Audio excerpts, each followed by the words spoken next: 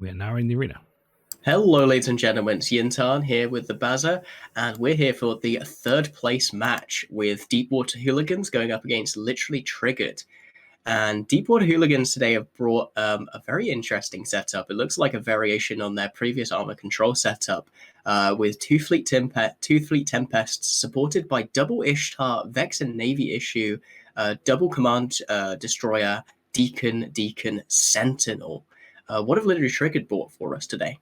So they've brought the same thing we talked about before. They've brought two Fleet Tempests, Guardian, Sacrilege, Nurgle, Stabber Fleet, Pontifex, Confessor, Vengeance, Garma. So this is actually going to be a battle between these two Tempest Fleet issue comps. See which of these two comps can execute better and which of these two comps has the better sort of other 8 ships that they've comboed with these two Fleet Tempests. And Literally Triggered have started to burn away Deepwater Hooligans, rather, have started to move away. These Tempest Fleet issues starting to burn away. Apologies, I forgot the name in there. Literally Triggered following suit and just running straight into the back of them. Come back here, boys. You're not going that fast, not getting away. Nick Barron grappled down. The Ishtar of the Rich Thugster also webbed. Sentinel's Pixie Thief being annoying. He's taking a bit of aggro. Some Sentinel really interesting plays here from the red team. I think it's Deepwater Hooligans. Yeah, it is. They've just put all their drones out into the back line. On top of what looks like their Guardian briefly before pulling them back. I'm not sure what that was about. Looks like some miscommunication there, maybe.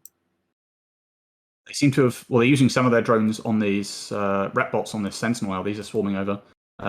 It's a sort of mixed bag here for the drones. There's some Wasps on top of this Stabber Fleet issue now of Maddox, who's tanking, courtesy of Park Bank, as usual. Yeah, and that the Nurgle is actually just sitting on top of this Vex and Navy issue. That's why he's going so low. He's basically 1v1ing a Vex and Navy issue in the back line. Yeah, or attempting to, but I'm not sure how long the Nurgle can last. Obviously, he has an ADC, presumably like all other AFs, but... Meanwhile, though, Nick Barron here sitting in 3/4 armor, going down really, really fast. Looks like he's been muted out or something. Yeah, Literally Triggered getting the better of this Tempest Fleet issue 2v2 at the moment so far. The Nurgle, the Stabber Fleet issue, all sort of drawing aggro, doing their bit to be nuisances, be sort of distracting. Meanwhile, the Tempest Fleet issue is just doing their job and just punching at the other Oh, Tempest. look at how far that Guardian is away. I don't know if he's been pushed off or if he's just out of position there. He isn't able to land his full reps onto this Tempest Fleet issue. That's why the Tempest Fleet issue of Jelthy is holding, and Nick Barron absolutely is not. Yeah, this is, again, it comes down to the choice of Logi. Deepwater Hooligans have brought the two Deacons, and they don't really want to be in the mix here. They don't want to get tackled down and focused, so they've got to be a little bit more cautious about these reps. And with the Tempest Fleet issues, they all want to just pile on top of each other. Whereas the Guardian of Literally Triggered can just chill out a bit. He's still quite close to the warping, to be honest. He's got drones on him, but not much else. The Ishtar of Shivon is sort of making his way towards him. But it doesn't seem to be under too much pressure so far as the Ishtar of Your Neighbor goes into low armor.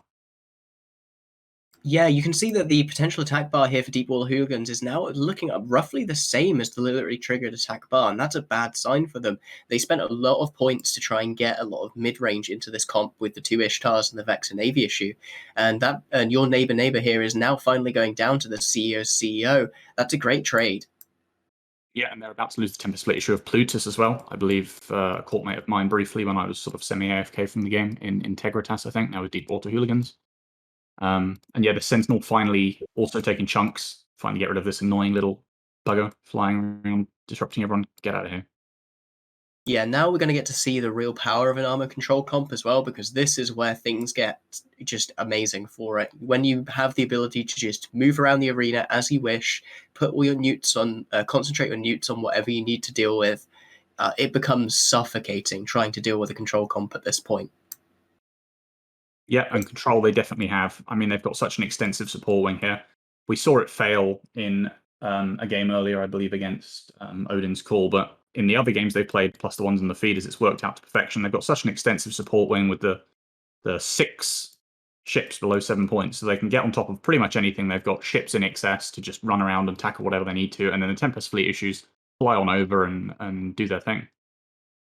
Yeah, I have to really question the value in bringing like a drone scatter comp, which is what this seems to partially have been from Deepwater Hooligans against a team that brings such tackle-heavy compositions. You know, those Nurgles, those Confessors, those Stabber Fleet issues, they're going to be able to run around and pick off stuff and stop it from sitting on the MJD beacons, which is what you really want to do with a setup like this, and basically just force out trades.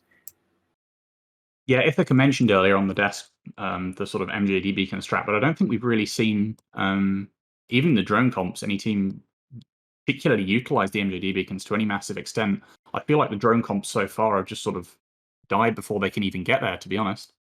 These MJD beacons are 87 kilometers off the warp in, so if you warp in at 30, you've still got 50 odd kilometers to go to get to that beacon, and you got to activate it and turn around. We haven't seen much utilization of them in general.